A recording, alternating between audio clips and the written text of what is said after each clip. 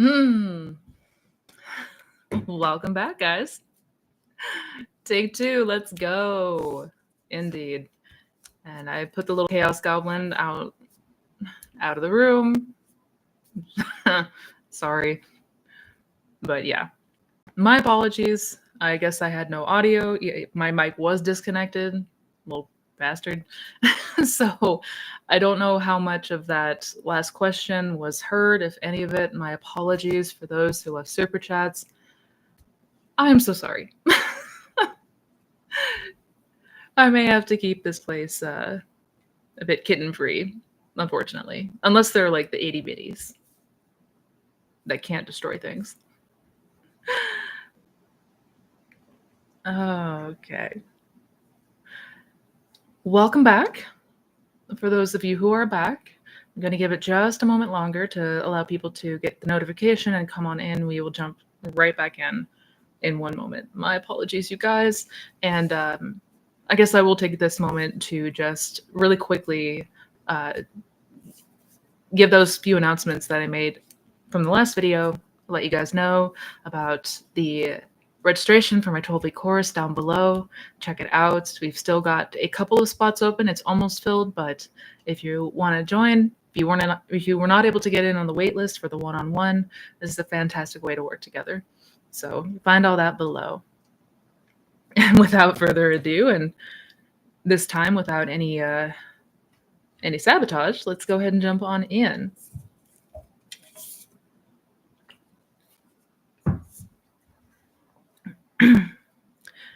Thank you for the super chat. Thank you, AA. Excuse me, AA. Hi, Missy. Is it possible to be in the Sabbath while still doing techniques and watching LOA videos about your manifestation, SP? I mean, is it possible to be in the Sabbath and continue to? I guess it would be. Really, it depends on how you feel.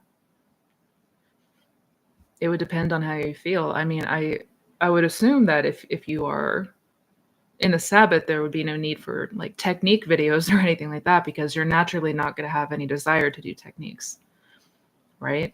I mean, if you're watching videos because you find them enjoyable or entertaining, maybe that's one thing. But the trademark for the Sabbath is the feeling like this is done and I do not need to do anything else in order to bring about what I desire.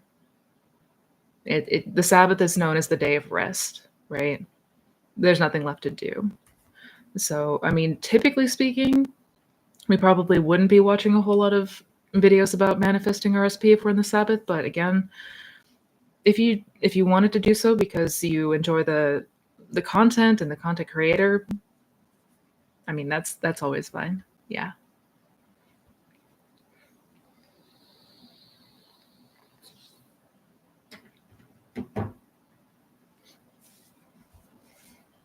How do you move as if you become your desire? Logic pushes back on thoughts. Playing as if feels fake. How do you go about becoming what you want in a way that your mind can get behind? Good question. So what this all boils down to, when we talk about there's no one to change but self, that self is our beliefs and assumptions, right? The self concept is just the sum total of our beliefs and assumptions, right? So if there has been a change to that self concept, if there's been a change to our beliefs and assumptions, we're naturally going to be thinking and reacting differently, right? Since I mean, the beliefs and assumptions kind of determine how we react and the thoughts that come up for us and what we experience. It affects the internal world as much as it does the external world. So you're going to have a completely different set of like belief in how you feel about this thing. So you're not going to be reacting and responding the same way that you would have from that old state. And this should happen naturally, right? Since reactions are subconscious, a lot of the thoughts that we have are subconscious, the ones that just pop into our mind. So that's kind of how we notice that change of self. And the whole purpose of all of this, like the techniques and the videos that are educating, it's all to help you understand that we're not trying to like do this to get the 3D to change. We're doing this to change ourself and our beliefs and assumptions. Because when we start to naturally think and feel and operate from a different state, everything around us is going to follow suit, because the 3D is just a mirror of us, of what we believe and assume, right? I hope that makes sense. I hope that makes sense.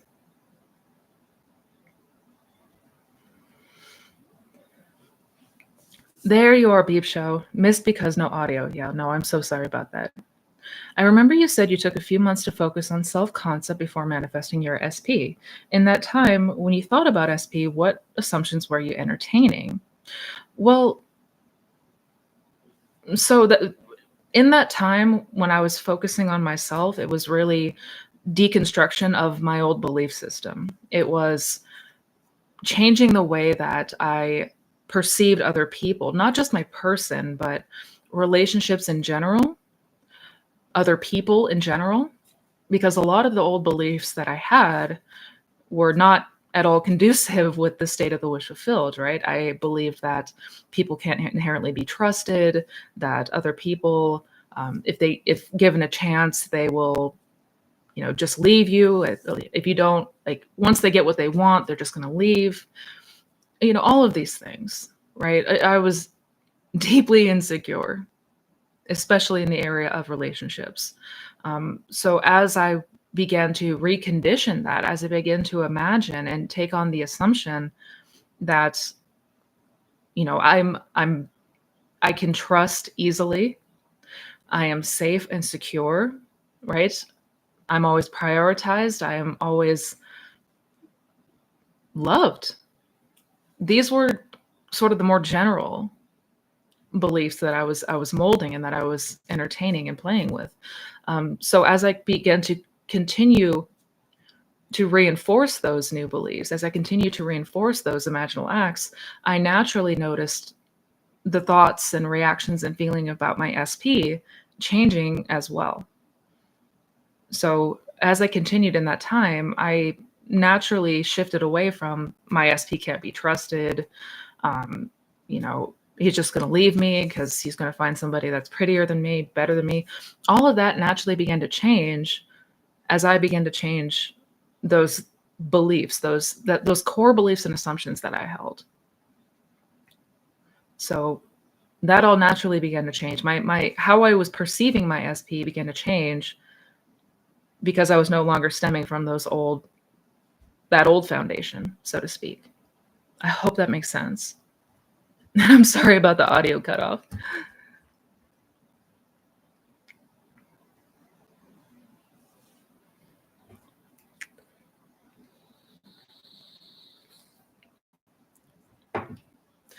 Thank you, Francesca. Missy, I see SP in 3D reality when I manifest him while in his presence. Do I need to look at him, or can I manifest him whilst looking away? I don't want him to catch me staring at him like a weirdo. You can you don't have to be looking at the person. Like if you're talking about when you're in his presence, when you're hanging out with him in the physical world, you don't need to be like looking into his eyes and trying to, do anything that way. No. Uh, you can absolutely, because it's all what's taking place within you internally, right? Like you're not doing this to try to shape and mold him. It's all the change of self. So yeah. Yeah, you don't need to do anything that might make you feel uncomfortable. Rest assured. What is the difference between daydreaming and imagination? Good question. This is one that comes up often, and I always try to break this one down as simply as I can because I know it could seem very similar, right? The biggest difference between daydreaming and imagining the wish fulfilled, like living from the end, so to speak, is all about belief, right? Usually with a daydream, like it's going to feel good, it's going to feel nice, but there's still that degree of unbelievability. There's still going to be that degree of feeling like a fantasy, feeling like it's not true. So coming out of it, it's probably going to feel like, yeah, that would be nice, but that's never going to happen, or that can't possibly happen. Whereas an imaginal act should feel real. It should feel real. And coming out of it, we should feel like this was real. And that's why it's important to understand that your imaginal acts are not fantasy. They're not fiction, right? That imagination is just as real as the 3D reality. And that's what we mean when we talk about imagination being the only reality, because the 3D is just mirroring whatever we might be assuming and entertaining in imagination. But we believe it to be real, right? I hope that makes sense.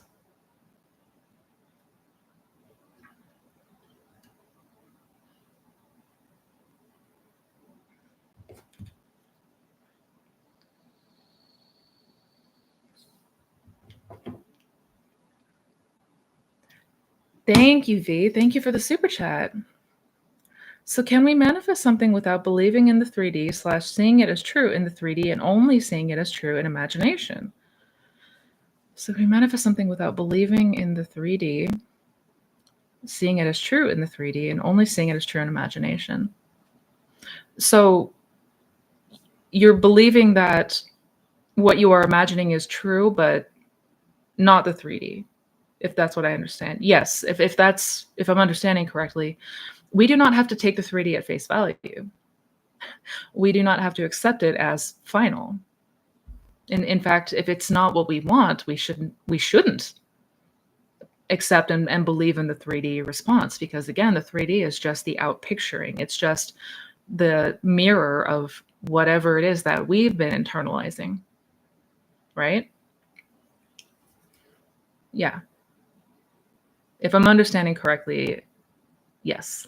Answer is yes.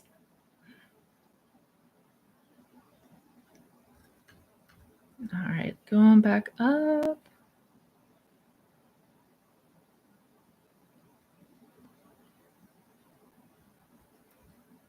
Oh. Oh no, we've got a couple super chats. My apologies. Oh, thank you, John. What are your thoughts on Eckhart Tolle saying that limiting beliefs are stored in the body, pain body? If true, how can they be released bodily? Good question. Absolutely, the body keeps the score. There is a connection between the mind and the body. I mean, there's a strong connection between the two, naturally. So a lot of the times, like traumatizing experiences, limiting beliefs, like it can be physically stored within us. There's a fantastic book by, I forget the name of the author, but there's a doctor who wrote a book called Your Body Keeps the Score. And it's basically like, specifically the nervous system keeps the score of the events and circumstances that happen to us that had a significant impact on us, usually a negative impact. And well, basically, anytime that we perceive something as a threat or something that's going to be harmful to us, we're going to have a physical reaction to it. How can they be released? Some fantastic ways are meditation, any kind of exercise that's going to alleviate that anxiety, any sort of exercise that's going to alleviate a lot of the tension and stress within us. I know a lot of people have said amazing things about like EFT tapping, stretching, yoga, things like that. And definitely check out that book if you haven't read it yet. The Body Keeps the Score. And for the life of me, I forget the author's name, but it is an incredible book.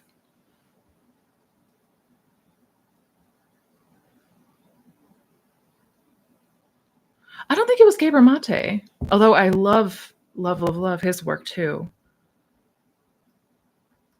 Maybe it was? I don't think it was.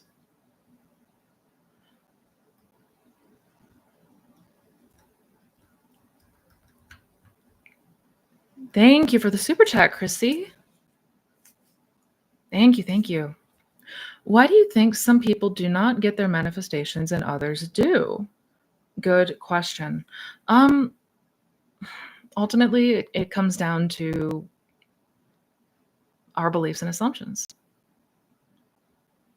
And what state of consciousness we dominantly occupy, which is determined by our beliefs and assumptions, right? For those that go on to see their manifestation come to pass, they held the conviction, they held that belief despite the 3D circumstances, despite what it may have looked like out here. That's kind of where the persistence aspect came in, but not persistence in like trying to beat yourself over the head or like, strain your mind to, imagine something that doesn't feel real to you. Like I'm going to make a video talking more about the persistence thing because there's a lot of confusion and what it means to genuinely persist in that wish fulfilled. But basically comes down to what are we naturally in believing and assuming is true for us? Am I still buying into this old story? Am I still noticing like repeating patterns? Am I still noticing that the same kind of inner dialogue is coming up for me based on that old story, or have I noticed a change? And that's why I stress the importance again and again of self-observation.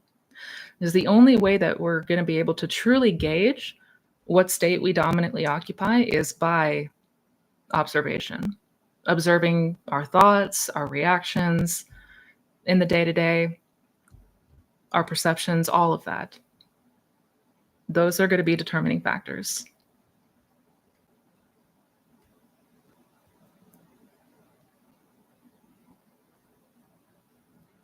They are raving about you on Twitter. Say what? That is so cool. I had no idea.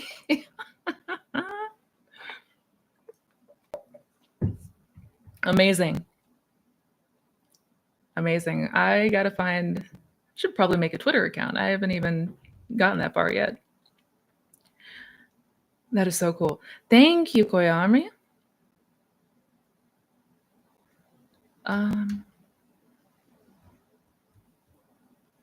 Okay, going up.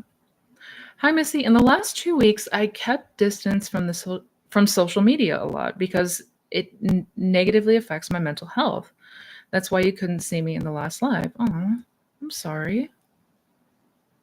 I accept within me something unwanted without I wanted. It seems my thoughts/mind do anything by themselves. I watched last time your live where you talked about mental health and thoughts don't manifest. That thoughts don't manifest. I took a break from the law before I manifest something terrible. When I took a break from the law, I focused a lot on myself and finally took more care for myself. I noticed that I finally feel more beautiful and more bloom than usual. I never felt that before. I guess you also talked about that in your other videos once time in that phase, that you finally love your appearance. But my more important question, you said we are not an exception for the law, but I don't know where I should start. I really have nothing in my life, not a job, friends, or even a relationship. Even that I know what I desire, but my SP and my heart's desire feels light years away. I just turned 20 years in October and want to finally live an awesome life in my 20s after I got out of school last summer. I want to manifest a famous music career in a very famous music label, but my fears are still there to tell me that it will benefit. My fears are still there to tell me that seems impossible. But my main question is, people in the Neville community also said he had nothing in his life also in beginning of his 20s. I'm still testing the law, but I feel so unworthy for the law. I'm so sorry. I know the feelings that you're describing. I was very much in a similar state of consciousness. I had very similar beliefs and assumptions. My desires, what I wanted, felt light years away from me. And I completely understand that. The unrealistic views that we have, or it feels like what we desire is unrealistic and not obtainable. You are absolutely correct. Neville had nothing when he first met Abdullah. It was the start of the Great Depression. It just kicked in, and he had barely 2 coins to rub together. So it truly does not matter where we start. We don't have to start with already having these amazing things lined up for us, or all this network, or an amazing partner. It doesn't. None of that matters. You don't have to start, like way above and beyond where everyone else is at in order to apply the law. In fact, we are all applying the law 24/7, most of the time unconsciously and unknowingly, right? So if it feels challenging to accept your desire, it feels challenging to believe that what you desire can be achieved or is attainable, imagine any ways to enjoy the feeling of it. Do it because it feels good. Do it because the alternative is feeling like crap and feeling scared and feeling not unworthy and all of the things that there's absolutely nothing good that comes from that mindset. Like we know, even without the law, that being constantly plagued by fears and doubts, like there's nothing good that's going to come from that. So why not imagine something lovely for the sake of imagining something lovely? Even if it only brings you a moment of peace, a moment of happiness, is that not worth it? You know what I mean? There's really no downside to imagining something lovely for ourselves. None. It's when we look at this through the lens of, I need to do these things to manifest this thing. That's where we get hung up. That is our biggest resistance. We feel like I am so far away from what I desire. There's no way that's possible. So I'm not even going to imagine it. I'm not even going to go there. Because I'm scared I'm going to fail. I'm scared nothing's going to come to fruition. So I'm just going to continue to imagine these terrible things because that's somehow better. We talk about logic and reason. That, the logic in there is not sound. The logic in that mindset is not sound whatsoever. So enjoy the feeling of the wish fulfilled because it feels good. If for no other reason. Because you have this vast imagination and the ability to imagine yourself experiencing and being anything you want to be.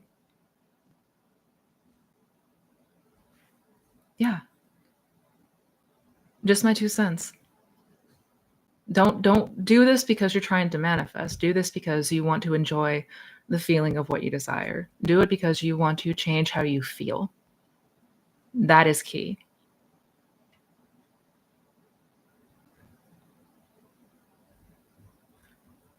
That is key.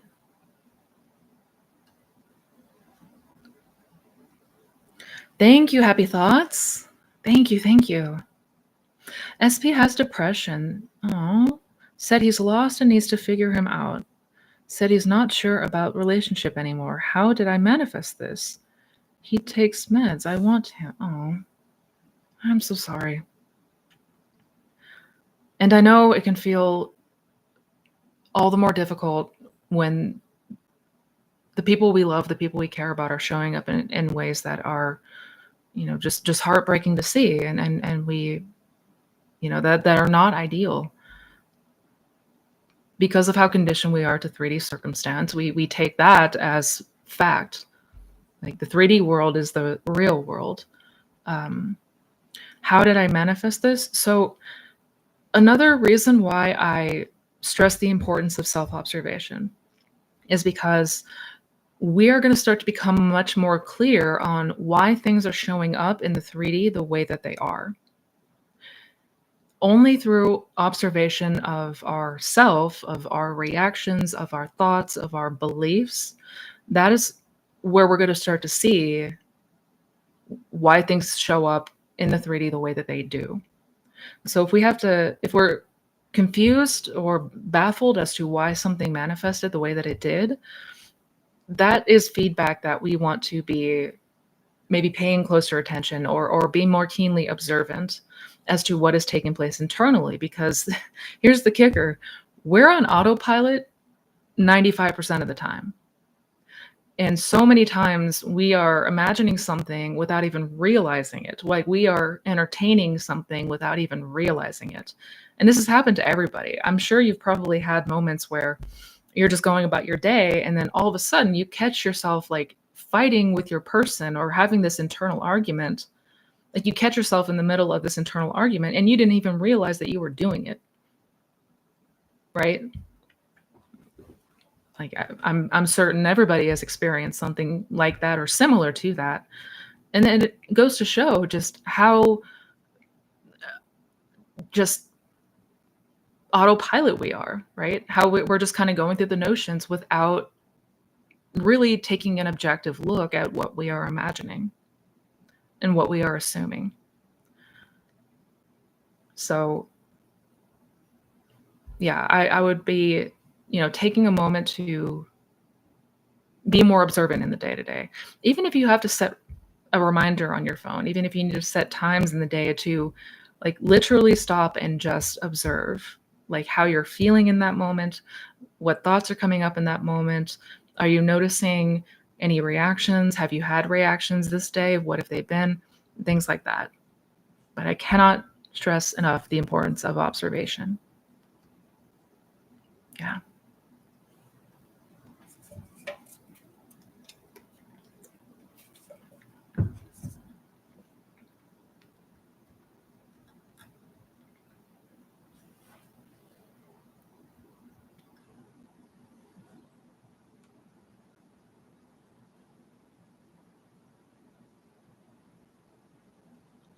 Thank you, JJ. Have you noticed brain/body changes when affirming and doing sats? I swear I've been feeling the neural pathways literally being formed. It should be talked about more, if so, because it helps understand. Good question. Absolutely, you will notice a change in how you feel and how you think and how you look if that's what you have been imagining. 100%. Absolutely. You will begin to notice the reflection change, right? You're going to begin to notice that the mirror is reflecting different because you are changing. Yeah. Absolutely.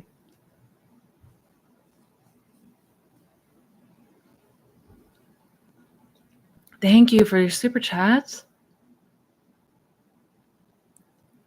Talking about daydreaming.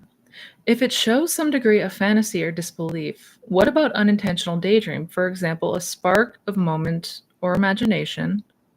Let's say a few seconds of a scene in my mind of SP participating with me while I am doing something. Thank you. Yeah, that counts. Absolutely, that counts.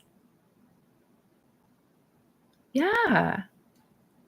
It all it takes is a moment to feel something, to react in a certain way. That's more than enough to plant that seed, so to speak. 100%. Oh my goodness, thank you, Chrissy. Thank you so much for the generous super chat. If there's a person in your life you want gone, but they're unfortunately part of your life, how would you go about removing them for good? Good question. So myself personally, what I would do, um, if it were me, I would imagine a scene. I would imagine having a conversation with somebody that implied that this person was gone, right? I don't need to be specific about it. I can imagine a conversation with a friend saying, you know, I'm feeling so relieved knowing that this person is no longer in my life. This person went away and it's been so peaceful since then. Whatever you want that dialogue and exchange to sound like or to look like is fine, but just something that implies that this person is no longer here. That is how I would personally approach that. Yeah.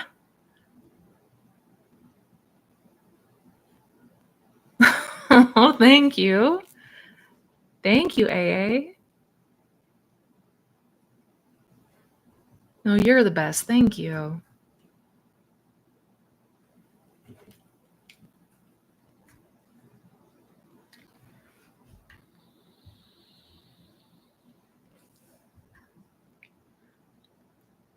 Just making sure nothing was missed. All right, going back up.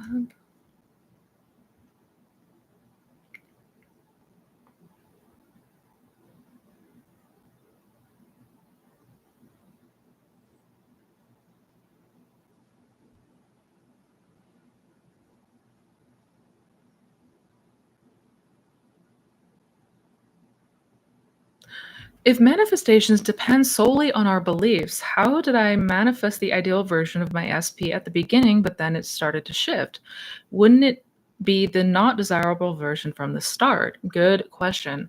Not necessarily, because a lot of times we have an assumption that, when I meet somebody, they're amazing, they're perfect, and then it starts to deteriorate. Like that's a very common assumption that people have, especially if that's been the experience that we've had in previous relationships, right? Um, because yeah, it could very well be that at first you're, in that sort of honeymoon period, everything feels great. You get wrapped up in that for a moment, but then as things begin to normalize and we start to settle down into more of our dominant beliefs and assumptions, those can begin to start to shape the role that we're playing, if that makes sense. And again, if we're ever wondering about why things show up in the way that they do, observation. We will begin to see clear as day why things in the 3D outpicture the way that they do, the more we become observant.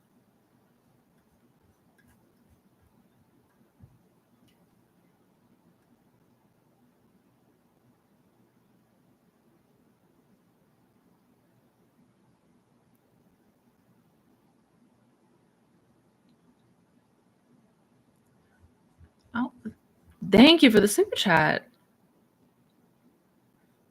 Thank you, Sarah R. Aw. I lost friends over an argument. I don't want them back, but it still hurts when I think of how it ended. How to revise? I'm not even sure of what I want. Good question. If you're not sure of what you want, I would get clear on that first before you revise. Because depending on how you want things to go or how you desire to see things could change the way that you would revise it. I mean, you can always imagine that the argument didn't happen. You can always revise it to be that, none of that took place. Um, but if you're not sure, you don't want them back in your life, if you're sort of done with this friendship, I would take the approach of, again, just imagining maybe a conversation, maybe even just like feeling at peace with the decision to no longer have this person in your life. But either way, I would first maybe meditate on what exactly you want. Like we do want to be clear on what exactly we want. That's going to help us tremendously, and as far as avoiding double-mindedness goes. Yeah.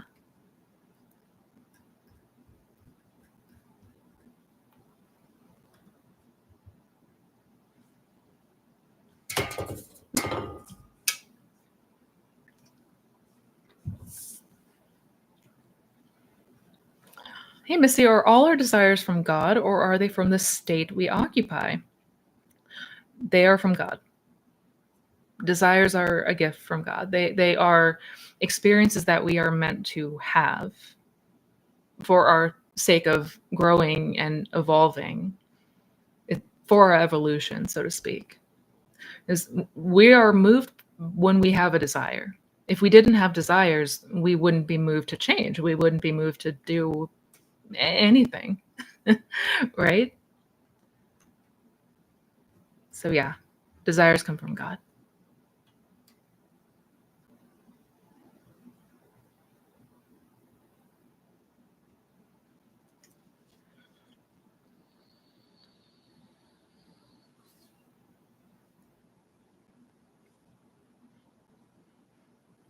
Is it possible to have an underlying this is actually a great question. Is it possible to have an underlying belief that is contrary to your desire but doesn't show up during self-observation? If so, how can you tell that they are a part of your belief system? You'll know the belief, or you'll start to get clarity on what the belief is based on reactions. It may not always be clear as far as like thoughts. Like we may not have like a thought that's coming in that says, "Oh, I have this belief." Um, we can start to get clarity through how we react. So, and we want to expand on that. If I have a reaction, if I have a strong reaction to something that happened, ask yourself, why did I have that reaction? Why am I feeling this way? I mean, clearly I'm feeling this way because there is a belief present. And you can start to really piece it together from there. I hope that makes sense.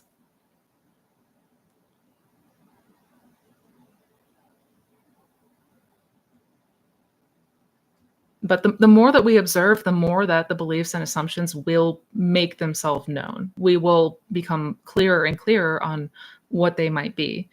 If before we couldn't see it. Just make sure I'm not missing anything.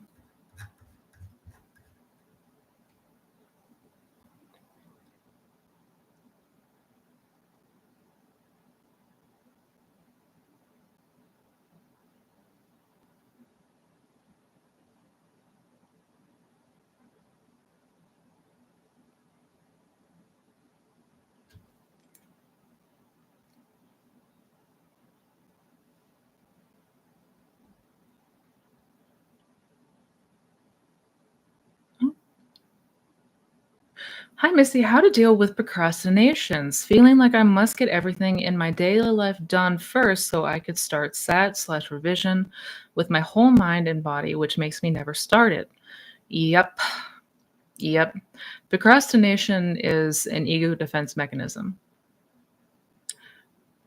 Same with distraction. Distraction is a huge ego defense mechanism because, like I've mentioned before, the ego is in the game of self-preservation. Ego does not like change. It does not respond well to ideas of change. So these are the subtle and sneaky ways in which we self-sabotage without it feeling like self-sabotage. Um, how do we deal with it? I mean, number one, like noticing those assumptions that we have to get everything in our daily life done before we can revise or before we can imagine. Um, it's not true, right? Question the assumptions that come up because we're imagining in every single moment. We're always imagining in every moment of the day. It's not something that really shuts off ever. Um,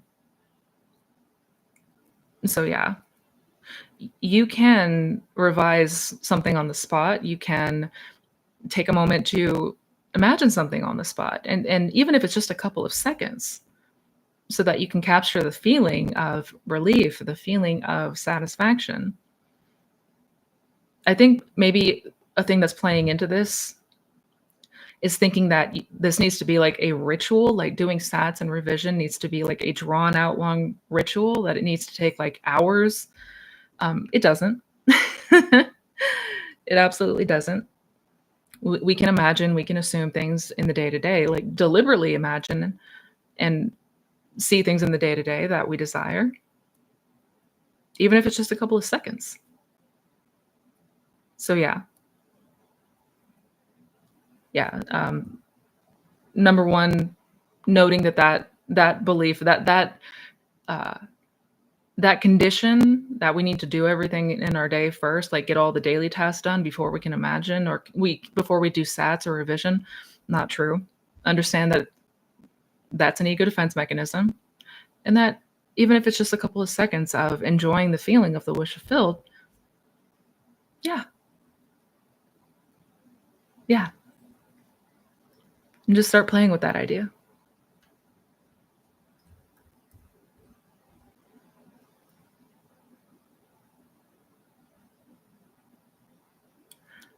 Thank you for the super chat. Thank you, Missy. I always wonder if I am in Sabbath because I often have this unintentional spark of moment. You made my day. Oh, thank you. Thank you. I'm glad. And you are so welcome.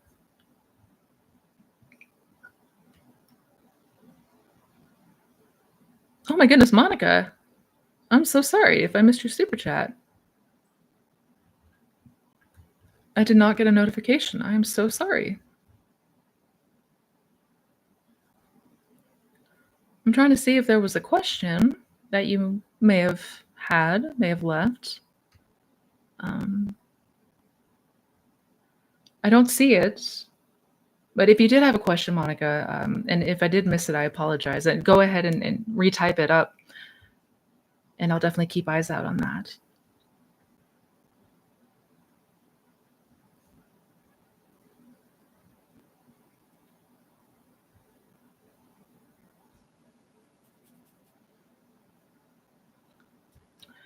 Hey, Missy, you missed a question earlier with the mic. I meant, how do we manifest an event not happening while being afraid / dreading it happening? Good question. So what would be the outcome if this unwanted thing did not unfold? Like, what would be if this thing that we fear is going to happen didn't happen? What would be something that implied that it didn't? Right? I hope I'm making sense. So we just want to know what is being implied, what we are imagining, and what is being implied in that imaginal act. So if we fear that a certain event is going to happen to us and we're dreading it, what would be something that implies that it didn't happen? Perhaps a conversation with a friend telling them about this fear that you had that this event was going to occur, but then it didn't, and how relieved you feel. And allow yourself to feel into that relief, allow yourself to get to a place where you truly capture that relief, is one way. That's a way that I would use. I love internal conversations, internal dialogue, because it's something that, number one, most of us naturally do, and number two, it is something that I would do in this case if this desired outcome happened instead of the undesirable one. I hope I make sense. I hope I'm making sense. But yeah, I would imagine having a conversation with somebody and just feeling the relief, knowing that this thing that you were worried about happening didn't happen. Yeah.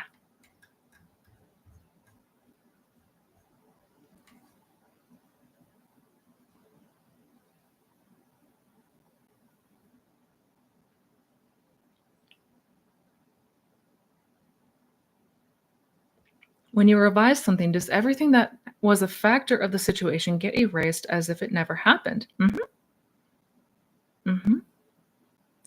Revision not only changes how we feel, like it changes how we feel about something. Like, something happened, we reacted negatively. When we revise it, we feel the relief of no longer accepting that unwanted outcome, right?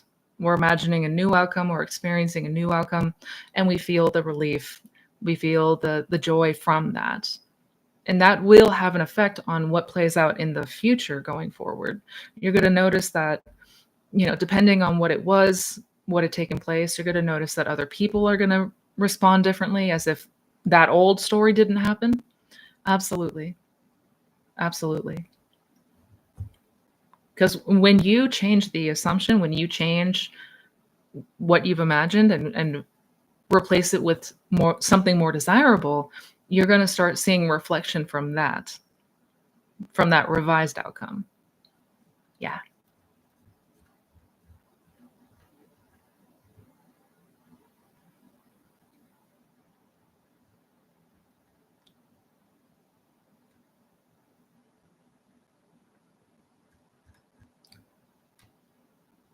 All right, going back up.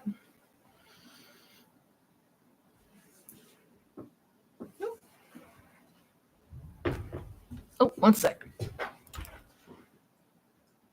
Ugh. Sorry, drop something. Dear Missy, how do you manage your manifestations when you are seeing no results for a whole year? Do you tweak the methods? Good question. Um, if More importantly than seeing the results, is noting how you are reacting. How are you responding? Right? Are you noticing a change in how you feel in regards to what you are manifesting?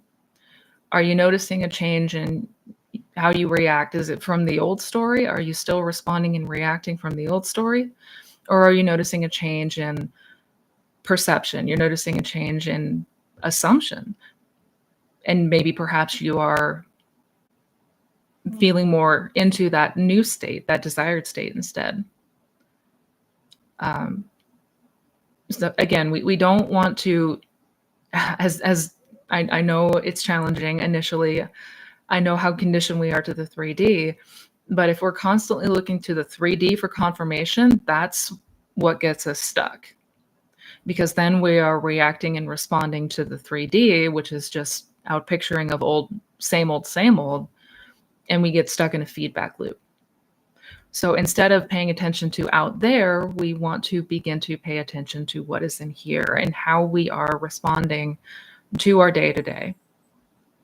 That's going to be a much better gauge to use to let you know if you are in fact living in the end, living in the wish fulfilled, so to speak.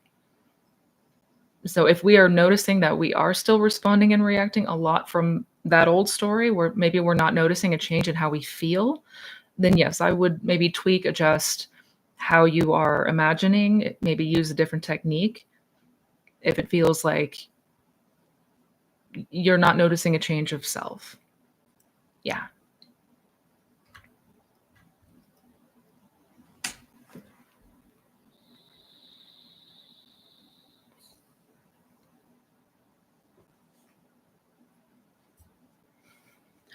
Thank you. Thank you, Jem Beats. Thank you for the super chat. I listened to Neville's Easter lecture and he confused me talking about his secretary's death. How he and his sister could see him. Is it reincarnation? Not quite. And I know that some of Neville's lectures can be really difficult to follow. Some of the circumstances that he describes seem very out there because they were. He was basically in that story explaining how death is not a thing. Like it's not a real thing, that people don't die as in cease to exist. Right? So he showed someone else, if I recall, I know the story that you're talking about with the reception, and the guy didn't know he was dead because he wasn't. In that state of consciousness, he was still very much alive. Right? So if there are infinite states of consciousness, there are many, many states where that other person is still alive. Yeah. I know, again, I know it's hard to wrap our head around. Trust me. But yeah, that was Neville's way of trying to explain that death is not a thing, like as we might have once perceived it to be. Yeah.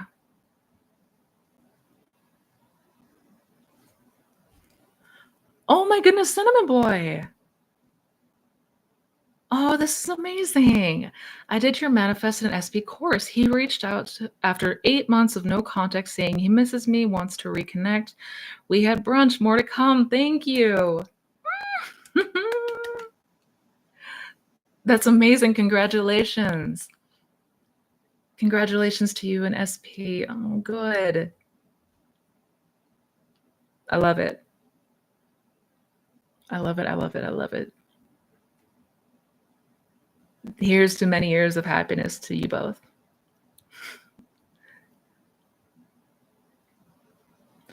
What is the best technique? Good question. The best technique, the very best technique, is the one that resonates with you the most.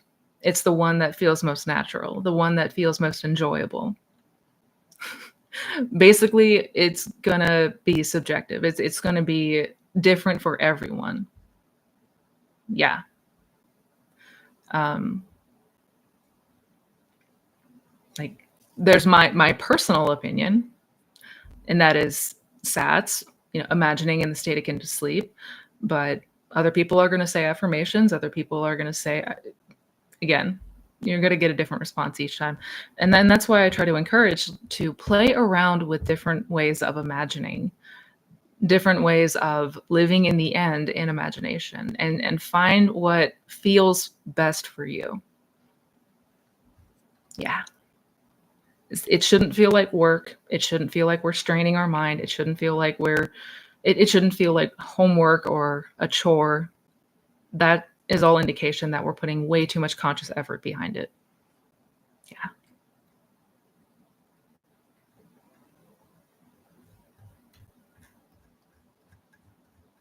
I'm happy for Cinnamon Boy. That is such an awesome update.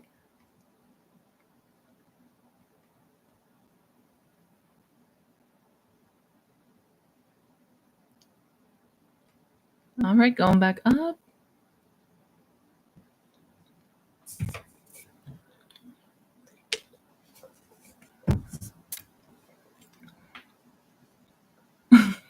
Oh.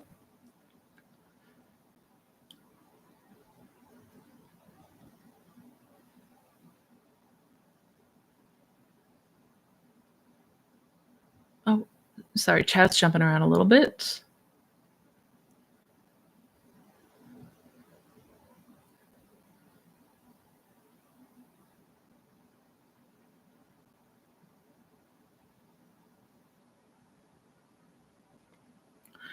Hi, Missy. Last week, my SP keeps adding me after I unblock him. I accept, then he unfriended me after that. Then he blocked me on Instagram. How to avoid being triggered by this? Oh, I'm so sorry. I am so sorry, Miss A.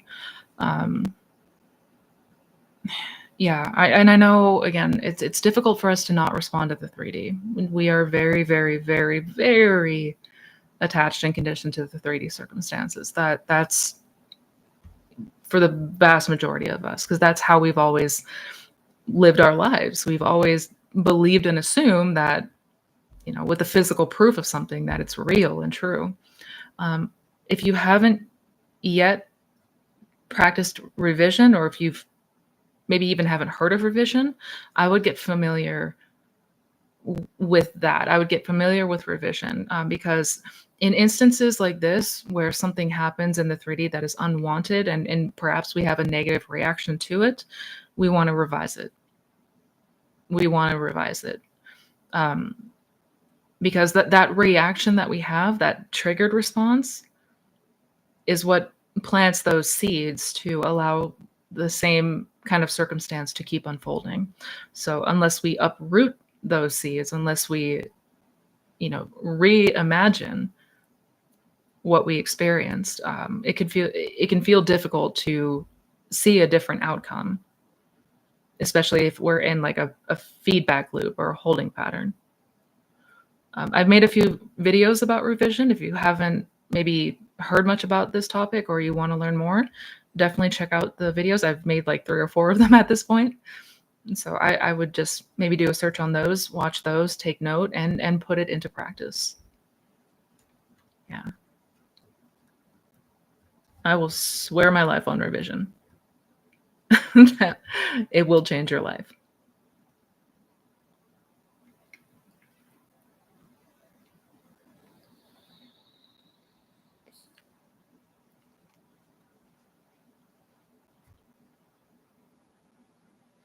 Do we see the 3D as bridge of incidents or as a result of our thoughts recently?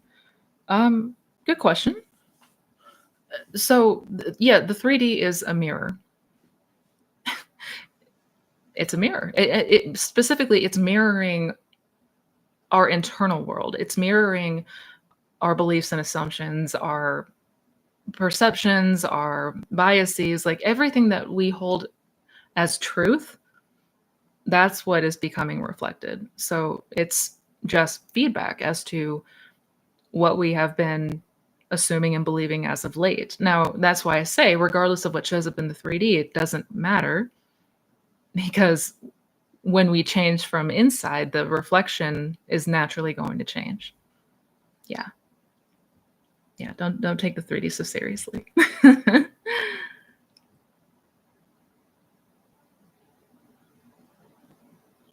Oh my God, Aaron. Congrats. I'm so happy for you, Cinnamon Boy. My SP told me yesterday he misses me too after we ended things a year ago. I know things are unfolding for me too. Mrs. Videos help so much. I'm so happy for you. Congrats, Aaron.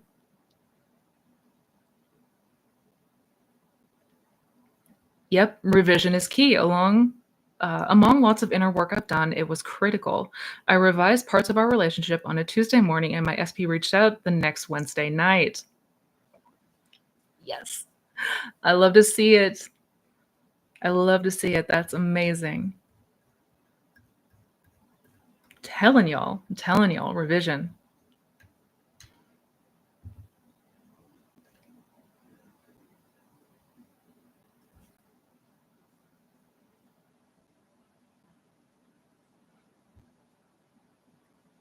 Do you think hurtful what if scenarios could be versions of us in a parallel reality crying out for help? Or is it my old beliefs and traumas attempting to stick around? More the latter. It's the old beliefs and assumptions. Hmm. Yeah. That's what determines the natural thoughts, reactions that come up for us, right? The unconscious ones. So if we notice these what if scenarios, we notice a lot of fear and anxiety around that, we're going to see that reflected. We're going to continue to see that reflection. Yeah. Because we're going to react and respond to it because we have a belief there. We have an assumption there. Right? Revision.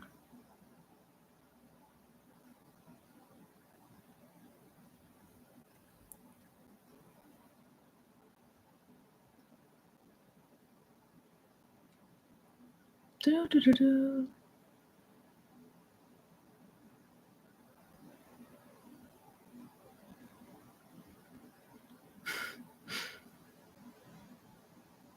Where was I? I'm trying to find my spot. Sorry, guys.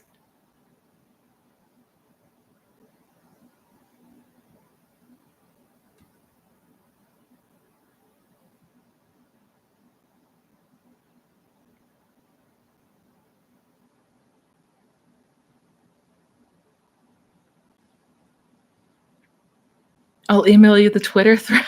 Thank you, Jenna. That's wild. Thank you.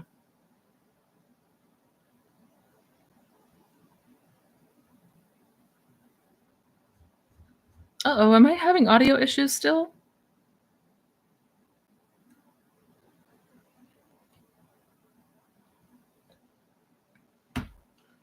Oh, if my audio is acting up again, I apologize.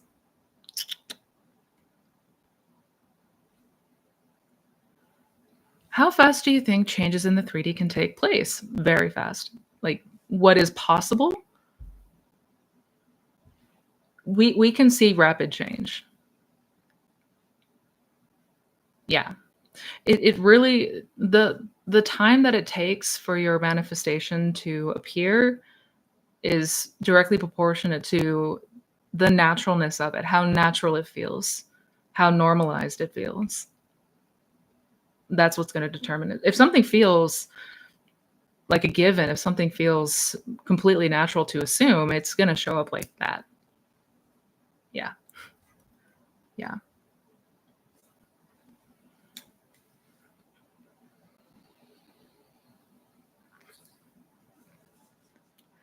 Thank you for the super chat. Thank you, V. You have been super generous today. Thank you so much. Missy, can you tell us more about reality shifting? Can it be done to completely made up fan fiction worlds that we script for cartoon or movie? Good question. This is a question that I get asked about a lot, or ones that we make up. Also, can we see the ring that you got from the world you shifted to? How did physical items get transferred between those worlds slash realities? I have no idea how it transferred. It's this one. I haven't taken it off. And I could not tell you how that happened. I like the science behind that, no clue. No clue. Um, absolutely, we can shift, so to speak. We can make a jump to a reality that is radically different than the one that we were just in a moment ago. That is possible. However, here's the caveat. To the degree that we believe or assume that this is possible is going to be a thing. If it feels very impossible, if it feels like, for most people, it's going to seem like completely bogus. It's going to seem like there's no way that that could happen. Depending on the strength of conviction, that's going to either make or break things, basically. So I would start with number one, getting better in the practice of SATs if you have not done so already. Practice getting more familiar with SATs and building your faith and trust in the law. Those two, in my opinion, are going to be like crucial when we're talking reality shifting. Just my 2 cents.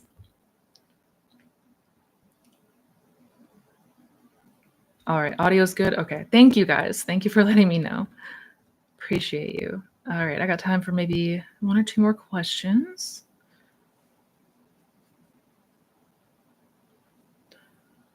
Hey, Missy, is it still possible to continue manifesting my SP who blocked me since almost 2 years now, or do I have to give up? It's always possible. It's never the case that it's not possible to manifest something. It's never the case. It doesn't matter what the circumstances, and that's what we mean. That's what we mean when we say circumstance doesn't matter. Regardless of what happened, regardless of the past and how things showed up, regardless of how long it's been, none of that ultimately matters at all.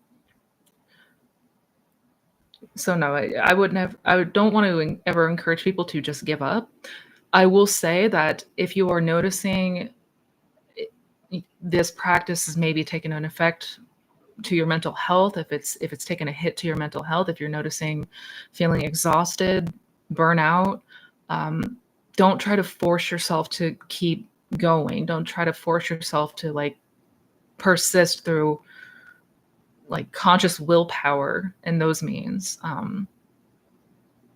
That can have a not so good impact on us, not so good effect on us. So like take care of yourself first and foremost. Take care of you, take care of your mental health. Maybe it is right now the focus needs to be on just taking care of you and focusing on you, because that is a crucial component in manifesting a specific person. If we are still believing and assuming and perceiving the old story and that is the real story, and we feel like they've moved on and they don't care about us, or whatever that might be, that's absolutely playing a role. So if we have beliefs about ourselves, if we have core beliefs such as I'm not chosen, I'm not good enough, I'm not prioritized, I can never find love, we want to recondition that. We absolutely do not want to continue to hold those beliefs and expect a change to occur. So if you need to take a break from trying to manifest your SP to instead focus on you, focus on taking care of you, focus on healing, focusing on feeling better, then absolutely do so. Absolutely do so. Thank you guys so much for the birthday wishes, by the way. You are all so sweet.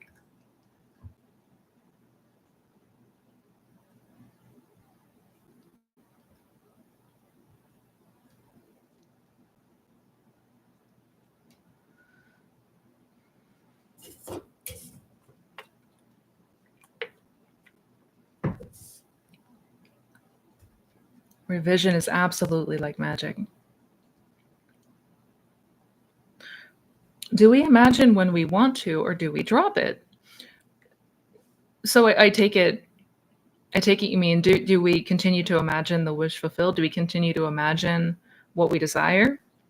Or do we just do it once and then drop it? We want to continue to imagine until it feels done, until it feels complete, until we reach the Sabbath. If you're not sure what the Sabbath is, I've made a video talking about it. Definitely recommend looking up that video and checking it out, because we'll get to a place we will naturally drop it. We're gonna, once that impression has taken place, once we have imagined to the point of it is done, we're naturally going to want to drop it. So like detachment is something that's going to happen naturally. It's not something that we can try to force ourselves to do. So yeah, I hope that makes sense.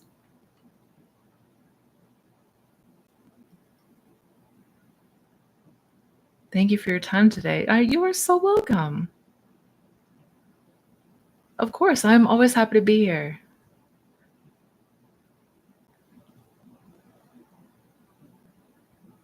Yeah, the time that it takes for something to happen, double-mindedness absolutely plays a role on how quickly something shows up.